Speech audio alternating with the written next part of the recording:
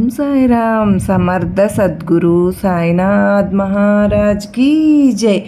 మన సాయి బిడ్డలందరికీ నమస్కారం ఫ్రెండ్స్. ఎలా ఉన్నారండి? ఏం చేస్తున్నారు? అందరూ బాగున్నారు కదూ? మన సాయినాథుని దయ వల్ల అందరూ బాగుండాలని మనస్ఫూర్తిగా బాబావారిని కోరుకుంటూ ఈరోజు వీడియో అయితే స్టార్ట్ చేస్తూ ఉన్నాను. షిరిడీలో ఉన్నాను కదండి. బాబావారి వీడియోస్ ఎప్పటికప్పుడు మీకు షేర్ చేస్తూ ఉన్నాను. హారతులు కానీ ప్రతి ఒక్కటి కూడా మీకు చేసే ప్రయత్నం అయితే చేస్తూ ఉన్నాను. బాబావారి చక్కగా ఒడిలో ఉండి ద్వారకామాయిలో చక్కగా బాబావారి దగ్గర కూర్చుని మంచిగా చాలా అంటే చాలా సంతోషంగా అనిపిస్తూ ఉందండి. బాబావారు స్వయంగా నిజంగా అంటే ఎంత ఆనందం బాబా దగ్గర ఒడిలో కూర్చుని వర్క్ చేసుకోవడం అనేది చాలా మంచిగా అనిపిస్తూ ఉంది. మీ అందరికీ కూడా బాబావారి బ్లెస్సింగ్స్ దొరకాలని ప్రతిరోజు నేను ప్రార్థనలు అయితే పెడుతూ ఉన్నాను. బాబావారు చూస్తూ ఉంటే ఇక్కడ చాలా మంచిగా అనిపించింది. ఆ వీడియో అనేది మీకు షేర్ చేస్తూ ఉన్నాను. హారతులు కానీ లేదంటే అక్కడ జరిగే యాక్టివిటీస్ అన్నీ కూడా సూపర్గా ఎంతో బాగున్నాయి ఫ్రెండ్స్. అందుకని మీరు కూడా చూస్తారని చెప్పి ప్రతి ఒక్కటి కూడా షేర్ చేస్తూ ఉన్నాను. చూస్తూ మీరు ఈ బాబావారి సందేశాన్ని తెలుసుకుంటారనుకుని ఆశపడుతూ ఉన్నాను. అయితే బాబావారు ఏది చెప్పినా కూడా మనకు చాలా అర్థం పరమార్థం దాగి ఉంటుందని మనందరికీ తెలుసుగా. బాబావారు మనకు ఏది మంచి సందేశంతో మన ముందుకైతే వచ్చారు ఫ్రెండ్స్. మరి బాబావారు ఏ సందేశం అందించినా కూడా ఎంతో మంచి కోసమే కదా. మరి మన భవిష్యత్తుకు పునాది ఇవ్వడం కోసమే, జీవితంలో ఒక గొప్ప స్థానంలో ఉంచడం కోసమే, నలుగురితో మనం ఏ విధంగా ఉండాలో, నలుగురు బుద్ధులు మనస్తత్వాలు ఎలా ఉంటాయో, మనం ఎలా చెడ్డ దారిలోకి వెళ్ళకోకుండా కూడా ఒక మంచి మార్గాన్ని చూపించి మన ఎదుగుదలకు, మన అదృష్టానికి కారణమయ్యే మాటే అయి ఉంటుందని చెప్పి మనకు కూడా తెలుసు కదండి. బాబావారి సందేశాల ద్వారా మనకు ఎన్నో రకాల సమస్యలతో మనం సతమతం అయిపోతూ ఉన్నా కూడా మనకు తెలియనటువంటి చేసిన తప్పులకు పరిష్కార మార్గం పదే పదే బాబావారు మనకు తెలియజేస్తూ ఉన్నారు. అంటే కనుక నేను జీవితంలో ఎంతో బాధపడిపోతూ ఉన్నాను, బయటపడగలనా అనుకున్న వాళ్ళకు కూడా అటువంటి సమయంలో ఎంతో సాయినాథుడు సహాయం చేశారు అని కామెంట్ సెక్షన్లో షేర్ చేస్తూ ఉన్నారండి. నిజంగా ఆ కష్టం నుండి చాలా తేలికగా బయటపడి అడుగులు ముందుకు వేస్తున్నాను జీవితంలో అని సాయినాథుని ఆశీస్సులతో అని ఎంతోమంది చెప్తూ ఉన్నారు ఫ్రెండ్స్. నిజమే అండి, బాబావారే చెప్పారు నా షిరిడి ఒక మార్గం అవుతుంది మీకు అని చెప్పి. నిజంగా ఎంతమంది ఎన్ని అనుభవాలు వింటూ ఉన్నాను ఫ్రెండ్స్. నిజంగా ఇక్కడ రోజులు నిమిషాల్లాగా గడిచిపోతూ ఉన్నాయి. ఏ సమస్యలు అయితే మీకు ఉన్నాయో ప్రతి ఒక్కటి కూడా నా కామెంట్ సెక్షన్లో షేర్ చేయండి. తప్పకుండా నేను ఈరోజు షిరిడీలో ఉన్నానని చెప్తున్నాను కదండి. ప్రతి ఒక్క సమస్యకి పరిష్కారం అనేది మీకు తొందరలో బాబావారు చూపిస్తారు. నమ్మకంతో 100కు 1000% జరుగుతుంది అన్న నమ్మకంతో కనుక కనెక్ట్ అయ్యారంటే చాలా మంచి జరుగుతుంది. ఇక సాయినాథుని సందేశం విషయానికి వస్తే కనుక, బిడ్డా ఎప్పుడైనా సరే కానీ నీకు నేను ఏ మాట చెప్పినా, ఏ సందేశాన్ని అందించినా కూడా అది నా భవిష్యత్తుకు బంగారు బాట వేస్తుంది అని చెప్పి నువ్వు నమ్ముతావు కదమ్మా. ఎన్నో కష్ట సమయాల్లో నా సందేశాలను నువ్వు ఆదర్శంగా తీసుకుని ఆ కష్టాల నుంచి బయటపడినావు, నీ యొక్క కుటుంబాన్ని బాగు చేసుకున్నావు. అలాగే ఇప్పటికీ కూడా నీ బాగు కోసమే ఒక మాట చెప్పక తప్పదు. కానీ చివరికి జరగబోయేది ఇదే. ఇప్పుడు నేను చెప్పే మాట 100కి 100% నీ మంచి కోసం మాత్రమే చెప్తున్నాను బిడ్డ. ఎప్పుడైనా సరే కానీ కొన్ని విషయాలు జీవితంలో నీ ఎదుగుదలను సహాయపడతాయి. అదే కొన్ని మంచి అలవాట్లు ఉన్నా కూడా అవి నీ భవిష్యత్తును బంగారంలాగా చేయడానికి ఉపయోగపడతాయి. ఒకవేళ పొరపాటున నువ్వు చెడుదారిని పడ్డావు అంటే ఆ చెడ్డదారి నీ భవిష్యత్తును నాశనం చేసేస్తుంది.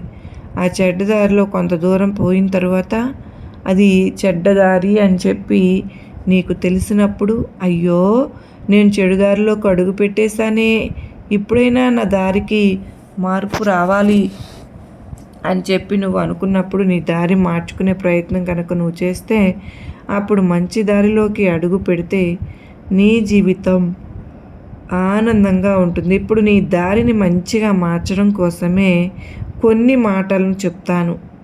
ఇవి నీ భవిష్యత్తుకు బంగారు బాటను వేస్తాయి. జాగ్రత్తగా విను. బిడ్డా, ఎప్పుడైనా కానీ ఎవరైనా సరే కానీ నీకు కొంచెం చెడు చేస్తే, అబ్బా వీళ్ళు నాకు చెడు చేశారు, ఏదో ఒక సమయం నాకు రాకపోతుందా, మళ్ళీ వాళ్లకు నేను చెడు చేయకపోతానా అని చెప్పి నువ్వు అనుకుంటావు. అవునా కాదా? కానీ అది చాలా చాలా పెద్ద తప్పు తల్లి. ఎందుకో తెలుసా? ఒకరు నీకు చెడు చేసినంత మాత్రాన నువ్వు వారికి చెడు చేయవలసిన అవసరమే లేదు. ఎందుకంటే భగవంతుడు వాళ్లకు ఏం చెయ్యాలో బాగా తెలుసు. కనుక వాళ్ళు చెడు చేసి ఆనందంగా ఉండవచ్చేమో, కానీ కొంతకాలమే తరువాత వాళ్ళు తప్పక దైవం చేత శిక్షింపబడతారు. బిడ్డ, కొలనులో నీరు చాలా ప్రశాంతంగా ఉంటుంది. అలా ప్రశాంతంగా ఉన్నప్పుడు ఒక రాయిని తీసుకుని వెళ్ళి ఆ నీళ్ల మీద అలా వేసేయి. అలా వేస్తే ఆ రాయి వల్ల ఆ యొక్క నీటిలో అలజడులు వస్తాయి కదా, అంటే ఆ నీళ్ళన్నీ కూడా కదిలిపోతాయి అన్నమాట. అలా ఆ నీటి ప్రశాంతతను రాయి తాత్కాలికంగా చెడగొట్టవచ్చు, కానీ కాసేపటికి మళ్ళీ నీరు తేరుకుని నిర్మలంగా ఉంటుంది. చూసావా? అలా రాయి మాత్రం అడుగునే ఉంటుంది. అలాగే నిన్ను చెడగొట్టాలని చెప్పి ఎంతమంది ప్రయత్నించినా సరే కూడా వారు ఎప్పుడు కూడా నీ కిందే ఉంటారు, నువ్వు చెడిపోనంత వరకు. అర్థమైందా బిడ్డా? ఎప్పుడైనా సరే కానీ కాలం ఎప్పుడు కూడా మంచివారికి తోడుగా నిలబడకపోయినా సరే కానీ దైవం మాత్రం ఎప్పుడు కూడా మంచివారికి మాత్రమే తోడుగా ఉంటాడు. ఆలస్యం కావచ్చేమో, కానీ ఇది మాత్రం పచ్చి నిజం అన్నమాట. నువ్వు గుర్తుపెట్టుకో. ఇక దైవాన్ని ఎప్పుడూ కూడా నిందించకు తల్లి. నేడు అంటే ఈరోజు కష్టపడితేనే రేపు సులువుగా ఉంటుంది. ఇది నా కల కాదు, ఇది నా బాధ్యత అని నువ్వు చేసుకున్నప్పుడే నీ కల ఎప్పటికైనా నిజమవుతుంది. నీలో నెగిటివిటీ ఉంటుంది కదా, నేను ఆ నెగిటివిటీని జై కొట్టను. నేను ఎప్పుడు కూడా పాజిటివిటీకే జై కొడతాను అని చెప్పి నువ్వు అనుకున్నప్పుడే నీ జీవితం చాలా చాలా సంతోషంగా ఉంటుంది. ప్రతిరోజు కూడా ఒక చిన్న మెట్టు వేస్తాను అని చెప్పి అనుకో. అలా వేసినప్పుడే ఒక్కొక్క మెట్టు పేర్చుకుంటూ పోతావు. చివరకు నువ్వు ఎవ్వరు కూడా ఊహించలేనంత ఎత్తుకు ఎదుగుతావు అన్న విషయాన్ని అయితే తప్పకుండా నువ్వు గుర్తుపెట్టుకో. ఇది సాధ్యమే, ఎందుకంటే ఇది నేను చేయగలను కనుకనే ఇది నాకు ఖచ్చితంగా నాకు కాదు కదా, నాకు మాత్రమే ఇది సాధ్యం అని చెప్పి నువ్వు అనుకుంటే నువ్వు ఏదైనా సాధించగలవు. నువ్వు మాత్రమే సాధించగలవు బిడ్డ. ఎలా బ్రతకాలో తెలియక భయపడకు. ఎందుకంటే గూటిలో కొన్ని పక్షులు ఉంటాయి కదా, నువ్వు చూసే ఉంటావు కదూ. ఆ పక్షులు రోజు కూడా ఉదయాన్నే లేచి గింజలను ఎక్కడ గింజలు కనపడితే వాటిని తిందామా, వాళ్ళు కొన్ని గింజలను వాటి బిడ్డలకు తీసుకొద్దామా అని చెప్పి గూటి నుంచి బయలుదేరి వెళ్తాయి. అలా గూటి నుంచి బయలుదేరి వెళ్ళేటప్పుడు ఇప్పుడు గింజలు ఎక్కడ ఉంటాయో వాటికి తెలుసా? తెలియదు. వాటి యొక్క ఆహారం కోసం వెతుకులాడటం మొదలు పెడుతూ ఉంటాయి.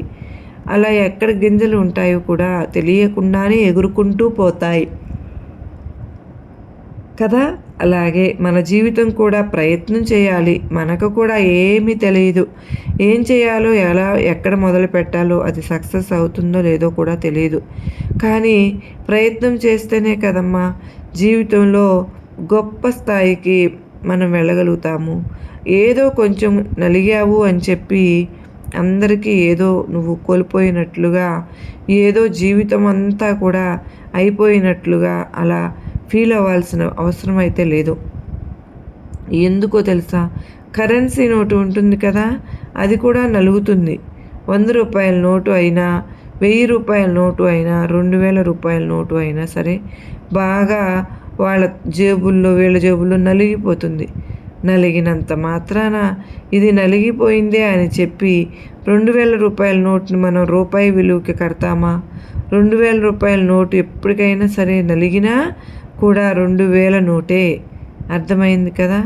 దాని విలువ మాత్రం తగ్గదు. అలాగే మనిషి ఏదో ఇక్కడ ఒకటి ఎప్పుడన్నా ఒకసారి కష్టాలు వస్తాయి, నష్టాలు వస్తాయి, బాధలు వస్తాయి, దుఃఖాలు వస్తాయి. అంత మాత్రాన నువ్వు నలిగినంత మాత్రాన నీ విలువ తగ్గుతుందా చెప్పు?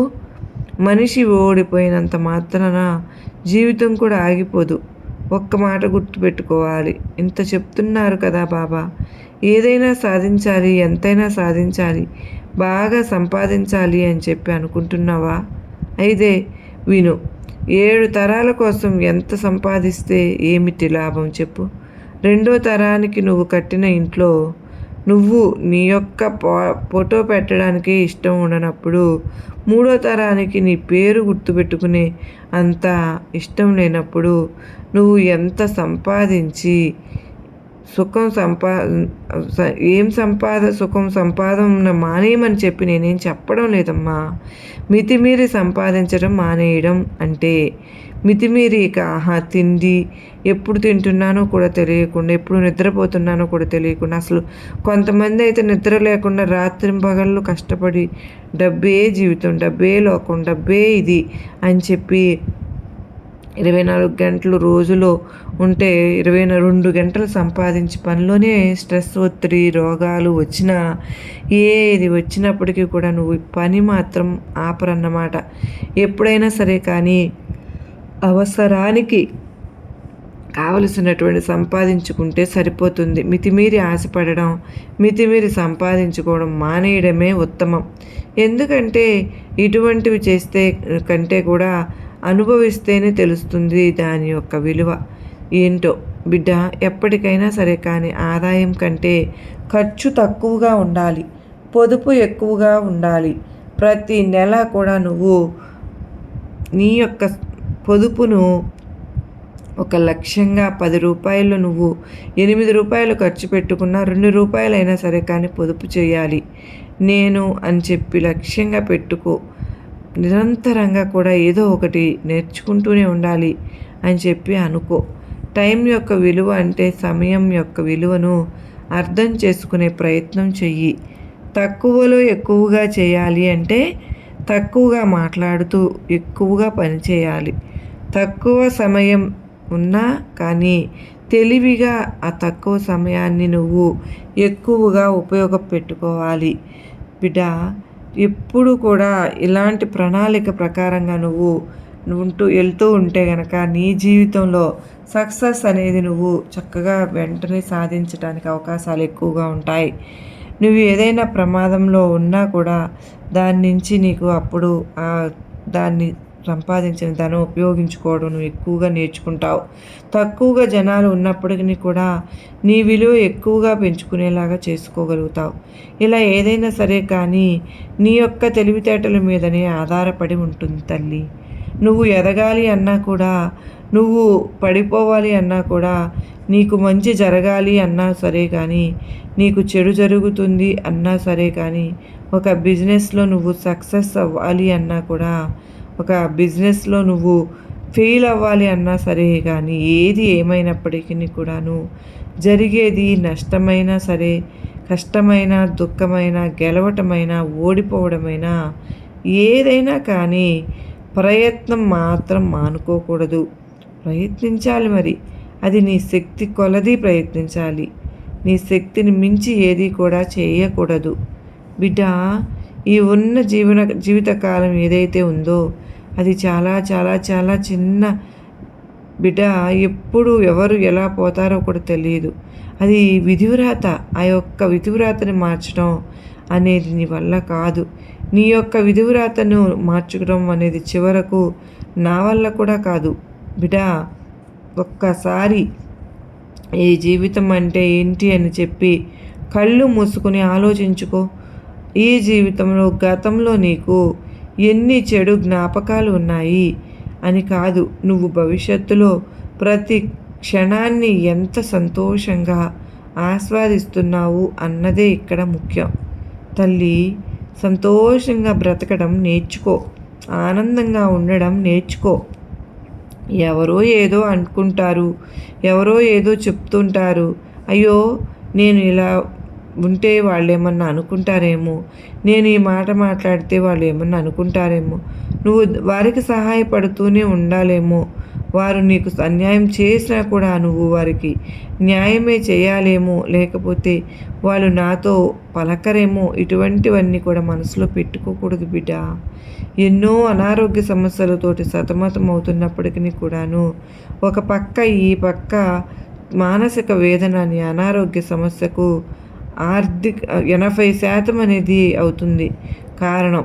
కనుక ఎప్పటికీ నేను చెప్పలేకపోతున్నా కానీ చెప్పక ఇప్పటికైనా తప్పడం లేదు బిడ్డ.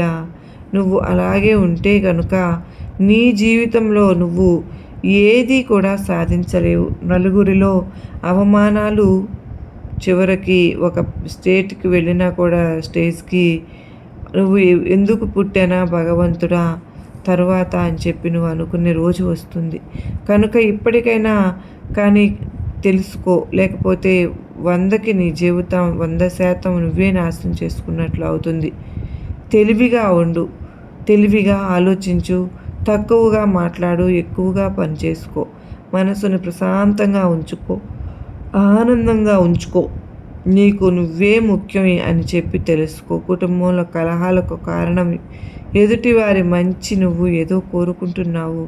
వారిలో మార్పునా, లేదా వారు ఇలాగే ఉండాలి, వారు నేను చెప్పినట్లే వినాలి, ఇటువంటివన్నీ కూడా ఆలోచిస్తున్నావు. కానీ నీ నుంచి వారు ఏమి కోరుకుంటున్నారు? నిన్ను మనిషిలాగానే లెక్క చేయనప్పుడు వారి గురించి అంత ఆలోచన ఎందుకు నీకు? నీ గురించి నీకు ముఖ్యం కదా, నీ ఆరోగ్యం నీకు ముఖ్యం కదా, కానీ నీ ప్రశాంతత నీకు ముఖ్యం కదా. ఇప్పటికైనా తెలుసుకోకపోతే మానసికంగా ఇప్పటికే సగం చచ్చిపోయావు. తర్వాత పూర్తిగా నీ జీవితంలో అనారోగ్య సమస్యలు నిండిపోయినప్పుడు నిన్ను కనీసం పాపం అని కూడా అనని వాళ్ళు కోసము ఎంత బాధపడ్డాను. నన్ను కనీసం మనిషిలాగా గుర్తించని వాళ్ళ కోసమా ఇంత ఆలోచించి చేశాను అని చెప్పి, కనీసం నా కడుపున పుట్టిన బిడ్డల కోసమైనా సరే కానీ నాలో మార్పు రాలేదే అని చెప్పి వేదన చెందే రోజు వస్తుంది. ఆ వేదన చెందే రోజు రాకూడదు అని చెప్పి నీ బాబా ముందుగానే హెచ్చరిస్తున్నాను. మార్పు రావాలి, నీలోనే రావాలి, నీ మనసులో రావాలి, ఆలోచనలో రావాలి. నీ సంతోషం నీ చేతల్లోనే ఉంది అన్న విషయాన్ని ఎప్పటికీ మరచిపోకు. అర్థమైంది కదా బిడ్డ? నేను నీ మంచి కోసమే బిడ్డ ఇవన్నీ చెప్తూ ఉన్నాను.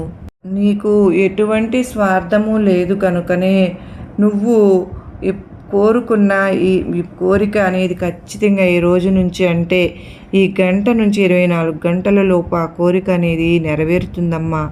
ఇక నీకు అన్నీ కూడా నీ సొంత ఇంటి కళ తీరుతుంది. నువ్వు ఎప్పటి నుంచో కూడా అద్దె ఇంట్లో ఉంటూ ఉన్నావు. నాకు సొంత ఇల్లు లేదు బాబా, నాకు సొంత ఇల్లు కావాలి అని కూడా అడుగుతూ ఉన్నావు. చిన్నదైనా సరే కానీ పర్వాలేదు, నాకంటూ నా సొంత ఇంట్లో నేను ఆనందంగా కడుపులో అన్నం తినకపోయినా కానీ కంటి నిండా కూడా నిద్రపోతాను. నెల వచ్చేసరికి డబ్బులు కట్టలేకపోతున్నాను, అంతేకాకుండా ఇల్లు కూడా లేదు అని చెప్పి నలుగురు మమ్మల్ని చులకనగా చూస్తూ ఉన్నారు అని చెప్పి బాధపడుతూ ఉన్నావు కదా బిడ్డ. అయితే నీ సొంత ఇంటి కళ అనేది ఖచ్చితంగా ఈ యొక్క నెల, అంటే ఇప్పుడు నువ్వు ఈ జూన్ నెలలో వింటున్నావు కనుక ఈ నెలాఖరులోపే నీకు వచ్చే సంవత్సరం అంటే నీ రాసి పెట్టుకోమ్మ తల్లి, నీ సొంత ఇంటి కళ అనేది ఖచ్చితంగా నెరవేరుతుంది బిడ్డ.